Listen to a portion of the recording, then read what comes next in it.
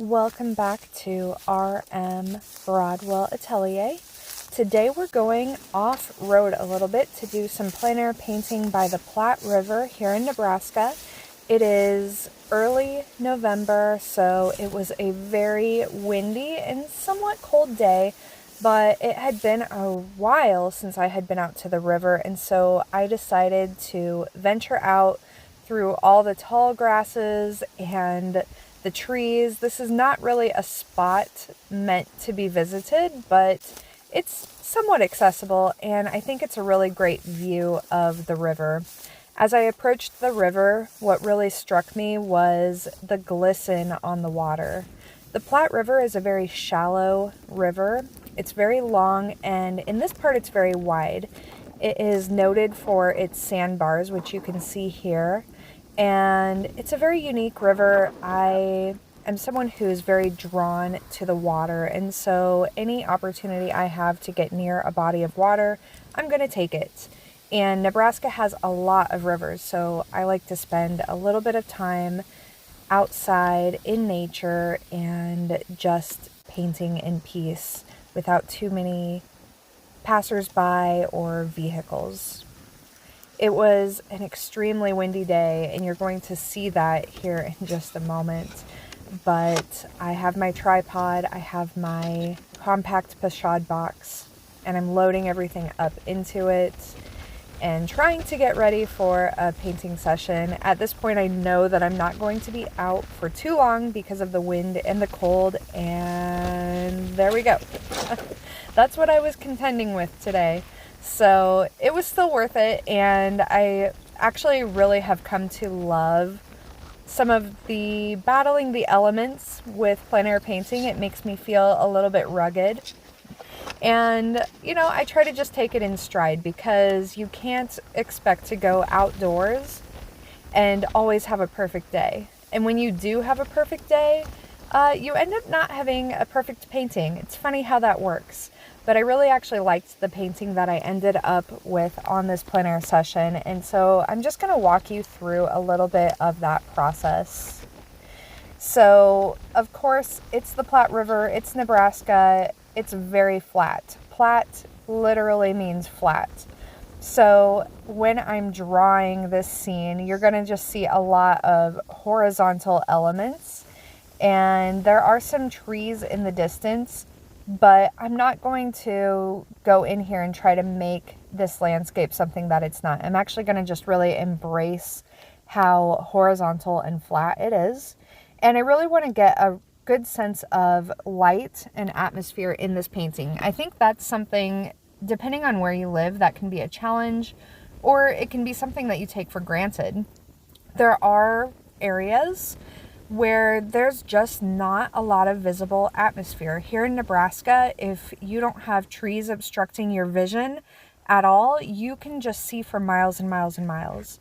So for some reason, the atmosphere, the molecules in the air that tend to obscure our vision as elements recede toward the distance, it's just not as present here in this environment. And so I either have to intentionally push it through color theory, which I've been better about doing in recent years, or I just have to find other ways to give a sense of distance in these paintings, because a lot of times I will look into the distance and I'll see trees that are honestly a mile away, and they will appear just as dark as trees in the foreground. And so I really have to make some decisions when painting, and that's going to be today too, because we have a big body of water. We have some elements in the foreground, mostly just tall grasses, and then in the distance we have some trees. I'm going in now with just my wash layer, and as always, I like to just start with some pure yellow. There probably won't be a lot of pure yellow showing through the end of this painting, but I always do start with yellow because it is the one color that I feel like you just really can't add in later. You can add darker colors like blue and red, later on in the painting. But to get a pure yellow back, it's pretty much something you have to put in right away and try to preserve, just as you might be preserving the white of the paper. And speaking of the white of the paper, I'm going to be very intentional in this painting about maintaining a very light value on the river where we're getting all of that glisten. So basically, if you look at the right hand side of this composition, you're going to see me, especially in these first few stages, just really not doing a whole lot there. I did lay in a light layer of the pure yellow right there for now, and I'm going to be preserving that for as long as I can. Using my big hake brush during this first initial wash really helps me to stay very loose with this wash. I kind of like to just make a mess, to be honest. I mean, I don't really know a better way to say it. This wash stage, I really think that it is so fun to just embrace how loose you can be, and you can just kind of throw colors around. You can let the water flow. You can let the pigments just kind of mingle with each other, and you don't have to worry too much about it, because as we progress through a watercolor painting, we're going to be able to add structure later. And if we're lucky and if we play our cards right, we'll maintain a little bit of this chaotic wash throughout that process and let that just kind of peek through the structure of the painting. And I think that that is really what makes watercolor so unique and interesting to look at, because if you look at a watercolor painting that someone else painted, it's really easy to find areas where you just wonder, how did they do that?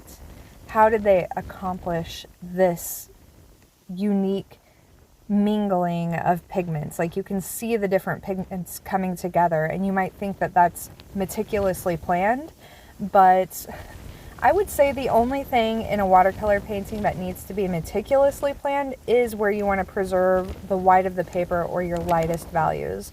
Otherwise, you can just let the water flow and the pigments are going to come together in a really interesting way. And one tip that I would have, if you're someone who's doing watercolor and you're struggling with watercolor paintings that end up looking muddied, then I would say that you're probably not allowing your water and your pigments to flow and mingle. You're probably seeing things come together in a way that makes you feel uncomfortable, and you're going back in with your brush to try to control that. And I think that the best way to counter that tendency is to give yourself a really strict time limit. Maybe even just for the first stage of the watercolor painting. So just your wash stage, just give yourself a maximum of, let's say, this is an 8x10 piece of paper right here. Or I guess I should say it's a block. It's a piece of paper on a block. And I think that I just probably spent maybe 3 minutes doing that wash. So give yourself a really strict time limit and force yourself to put your brush down. And if you have to, if you start noticing things coming together in a way that makes you feel uncomfortable or like it's not going to look right, you need to find a way to just distract yourself and keep moving. Don't put the brush down. Don't start staring at your painting or trying to analyze it. It's way too early for that in this stage of a watercolor painting. Right now, we're just trying to really start filling in color and getting a sense of not so much values, but maybe more color temperature throughout the painting. So these colors don't even have to be accurate in that first wash. After that first wash, I did let this painting sit for just a few minutes. It didn't take very long for it to get dry to the touch because of the wind and the sunshine on this day, so that was a nice feature of the wind. There are days where it is humid and I just don't get the luxury of allowing my washes to fully dry in between layers, which is how I prefer to paint with watercolor. And that makes it a little tricky for me, and there's some people who, when they do watercolor painting, they really like doing wet into wet throughout almost the entire process of the watercolor painting, but that's not my personal preference, and there's no right or wrong about it. It's just one of those things where after you spend enough time with a medium, you're going to develop your own preferences. And you don't have to even really understand for yourself why you prefer one way over another. But it's something that only comes with brush mileage, quite frankly. I'm going in now and I'm trying to add in some of these warmer colors in the water itself to try to capture some of the sandbars. The sandbars in this river can be really tricky to capture because the water is so shallow and yet it's flowing completely over some of these sandbars. Some of them are fully immersed while others are not. So you have sandbars that are dry and then you have sandbars that are wet. But when you have those submerged sandbars, it's a big challenge to try to capture that sense of the warm sand just under maybe an inch of water. So I went in there and just tried to mark out some warm areas in the water without going too bold. Here in the grasses, I'm just trying to build up some of the values, especially in the areas that are more in shadow. There's a lot of gold and orange in these grasses and also just a little bit of green still as well. And so I'm trying to vary those colors but keep them generally pretty warm. And then this main sandbar that's kind of in the middle of the composition, you can see I'm going much more bold and much warmer in temperature than the sandbar that is submerged, that's a little bit closer to us. And I'm trying to capture some of the vegetation also that's growing on this sandbar. And again, just notice how in the water on the right side of the composition, I'm really leaving that area alone. I won't have to do too much else with that to develop it. Really what I need to do is develop my darks around it. So I need to focus on building up the value in the other parts of the water that do not have that glisten, and that's what is going to cause that glisten to really shine and glow. Another challenge with this particular composition is going to be the distant trees because they're kind of flat. There's not a lot of dimension to them because they're so far away. It's difficult to see which tree overlaps which. And when I was newer to plein air painting, I would spend so much time trying to decipher the details in the distance. I've managed to work on letting that go a little bit and just keeping those shapes very general and honestly kind of flat because they're in the distance, and that is one way to kind of give a sense of perspective, atmospheric perspective in a painting like this where we don't have a lot of cues to show us that, you know, there's some distance. In fact, my horizon line is pretty high on this composition. It's actually probably more than,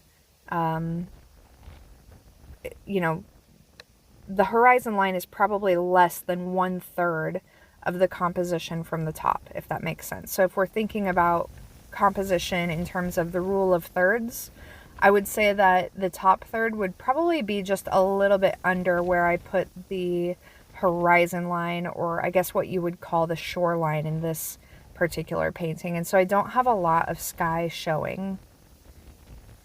And even though I want the trees back there to be somewhat flat in terms of the value, so I don't want a lot of really dark values, I don't want a lot of contrast in those distant trees, I do want some color variation. And so you can see I have kind of oscillated between yellows, greens, some cooler blue greens, and even just a little bit of very muted oranges back there. Now in the distance, we are going to mostly be seeing cooler colors. So to give a sense of distance, I won't use any really bold, warm colors in those distant trees. But just to give it a little bit of color variation, I did add some very muted oranges back there. And right now I'm building up the values on that central sandbar just a little bit more.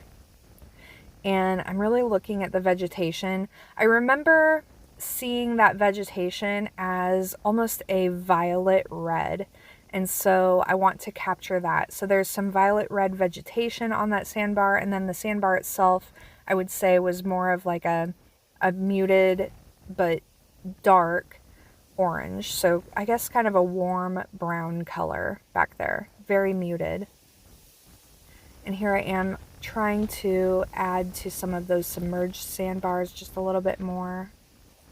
And I felt really throughout this whole painting process that I was moving my brush in a very horizontal fashion a lot, which in a composition like this where we have all these horizontal lines and then we have water, the only elements that we have where I have the opportunity to add upward strokes is kind of in these grasses up close and then a little bit in those distant trees. So I really like using different brush strokes, so different brush directions, because in watercolor painting you do see brush strokes, especially when you're doing a little bit of dry brush, but otherwise you're going to indicate strokes through the direction or the movement of your brush rather than the actual physical stroke marks that are left on the paper. And so I think that that's really important. And I think that to add a little bit of energy to a painting like this, you do need some upward brush strokes. So I'm really trying to be intentional about adding those in these trees here in the distance.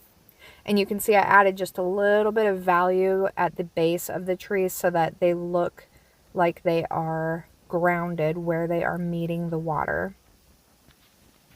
When I do watercolor paintings, I work in 3 or 4 distinct layers. So this is kind of the second layer. So I've let that wash completely dry, and then I am going in, and the second layer is really about adding value. So deepening the value on areas of the painting that need to be darker so that we have a little bit of contrast between the darker elements and then where we really want the light to show. So I need to be able to build value here, and then I also need to add my color. So I'm being a little bit more careful about my color mixes as opposed to the wash phase where I feel like I can just kind of splash around pure color and let things go and sort of do what they want. In the second layer, I am a little bit more intentional about where I am placing colors and how I'm mixing my colors. So I'll spend a little bit more time in this phase mixing, although I'm not the kind of painter who's trying to match the colors that I'm seeing in nature exactly. I'm really trying to find a sense of, I always just call it energy rather than emotion. But you can have a painting that is very mellow, and so I'm going to use more neutral colors, maybe more of a middle value throughout the painting process. But in scenes where I really want to capture some energy, I'm going to be using a lot of vibrant colors, and I'm going to try to incorporate some color vibration. And color vibration is something that you achieve by placing colors that are complementary next to each other in a way that isn't distracting. So the most important way to make sure that you get color vibration that isn't distracting or jarring is to make sure that the values of those complementary colors are very similar. So let's say in this painting, there's a lot of orange and then there's a lot of this kind of turquoise blue. And so what I need to make sure is that in areas where I want color vibration, my values are going to be similar between my turquoise blue and my muted oranges. So I can have those two colors that are completely opposite each other on the color wheel, and they can be right next to each other, but they're not going to appear jarring or distracting because they're going to be about the same value. And that's going to be really important in the sandbar that is submerged under the water. I can't have a big value difference right there. And it's going to also be important in the grasses. So to build up that texture, I don't want to go in and be painting, each blade of grass with a really dark color, because I think that that ends up drawing the eye to the bottom of the composition too much. So I really want to be able to have the color variation as well as the texture in the grass without having a lot of contrasting values in the grass. And I mean, there is some shadow in the grass, but I just don't want that to be such a huge contrast that it creates friction in that part of the composition. And you can see here too, again in the grass, I'm really trying to keep my strokes vertical. I'm trying to capture a sense of the wind blowing, and so I will go in more toward the end of this painting and add a few bold brush strokes into the grass that indicate the wind kind of blowing that grass over to the left side of the composition. But right now I'm just focusing on getting the color variation in there that I really want. And not only am I trying to get color variation in the grass, but I am actually doing some color vibration down in the grass. So toward the top of the grass where the sunlight is hitting these blades of grass more, I'm doing more greens. And then as I move down into the shadows, I will do more of a muted red violet, which you can see me mixing right here. In this painting, I did use my lavender a lot. And I think every artist, if you paint long enough, you end up having a color that it just becomes like your kind of surprising staple color. And for me, especially lately, that has been lavender. So lavender is a watercolor pigment that I usually get from Daniel Smith, although I think that there are some other makers that do a lavender. And I just end up using it a lot to neutralize my mixes. And I feel like it is really great for neutralizing reds and also greens.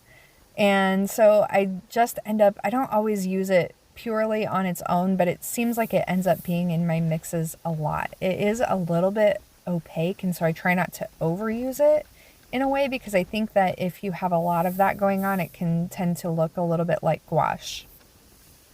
And I do sometimes use white gouache. It's actually on this palette. You can see it in the top right corner of my palette. That is white gouache.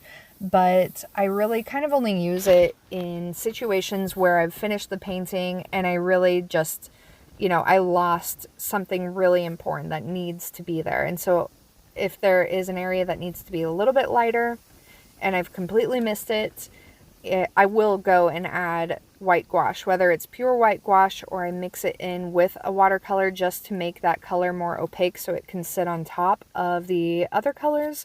I will do it, but I really love the look of, watercolor that's fully transparent. So as much as possible, I do try to stick to that.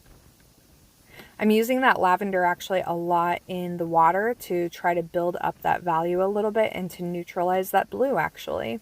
It's just kind of a nice color that, even though it's technically a violet, it's kind of a gray violet. And so it's just really great to use it to neutralize almost any other color. But you can see I've really added up the value of that blue water. And you can see the sunlight, you can see the glisten on the water on the on the right side of that composition now at this point. So right now I'm just taking a little break while I allow my painting to dry, and I'm just kind of appreciating the river. Whenever I come out here, I pretty quickly will choose my composition to paint, but then I inevitably see so much else that I think would be so interesting to paint. But I just love the flowing water. It makes me feel relaxed. It's so peaceful out here, and it's just one of my happy places. This is a spot that I frequent quite often and have been doing so for years, so I'm pretty familiar with it. And the challenge doing that is that, it can be a little bit of a struggle to get a different composition every time you come out, because you have grass, you have the river, and then you have the distant trees. So that is a little bit of a challenge, but I don't know that I could probably hold up any of my paintings of the Platte River from this location and think that any one of them looks the same as any other one. So somehow it works, but I think that can be a little bit of a challenge. I also think it's really great to have a spot, a local area, something that's easy for you to get to where you just feel really good there and you can sit and paint, because we all want to go and paint, the Grand Canyon, and we all want to go and paint mountains and alpine lakes. But if you don't live really close to those areas, then, if you think that you only can do plein air painting in places like that, you're not going to get the brush miles, you're not going to get the practice that you need. And then when you do go to those places and try to paint them, you are going to find that you struggle maybe more than you would like to. So I think it's really important to have somewhere close by that you can just go and you can just get your brush mileage in. So it's kind of like training for, maybe you're training for the Boston Marathon. Well, you don't show up in Boston one day and run a marathon. You have to train where you are. And it's the same with plein air painting. If it's something that you want to do and you want to become proficient with it and you want to, to the greatest extent possible, feel comfortable with it, you just have to get out there and just do it. You don't always have to have a grand scene to paint. You just need to learn to train your eye, learn to, mix your colors on the fly, and, kind of develop your own sense of process for it. And I can make these videos and show you my process every single day, but you're going to go out there and you're going to find that you're building your own process. And I will say plein air painting is something that I don't ever hear anyone saying that it just gets easier as you go necessarily, but I think that the enjoyment factor increases the more you get out and the more you experience it. It's not always going to go your way. I still go out sometimes and come home with paintings that I don't ever want anyone to see. But the experience and what you learn out there, no matter how your painting turns out, is really priceless. And I know that that sounds cliche, but it's just so true. Every time you go out there, whether you like the painting that you end up with or not, you have learned something. And so, go out with your intention and do your painting, and then take time at the end to really reflect on what you learned. What do you wish that you had done differently? And just try to take mental note of that, or even write it down and have that as part of your process, a part of your development as an artist. It's really important, I think, to be intentional and reflect upon your journey as an artist. So here I am just kind of wrapping this painting up. It is, this was actually a pretty short painting session. It didn't feel short when I was out there, but I think because I was battling that wind so much that it just felt like it was taking a really long time. And I was pretty much ready to go at this point. I think if the weather had been nicer, I would have picked at it a little bit more and maybe added more details to the distant trees, and that I don't think would have actually done me any favors. So the wind was actually kind to me. It was a blessing in disguise, and it kind of rushed me on through this painting, and so I think that it actually turned out really good. I felt like it had a good sense of energy, and I just had a really nice time out there. I always feel better after I go out to paint. It's kind of like going to the gym. I may not always want to go out there to do it, but if I do, I always feel better afterwards. So I hope you enjoyed this.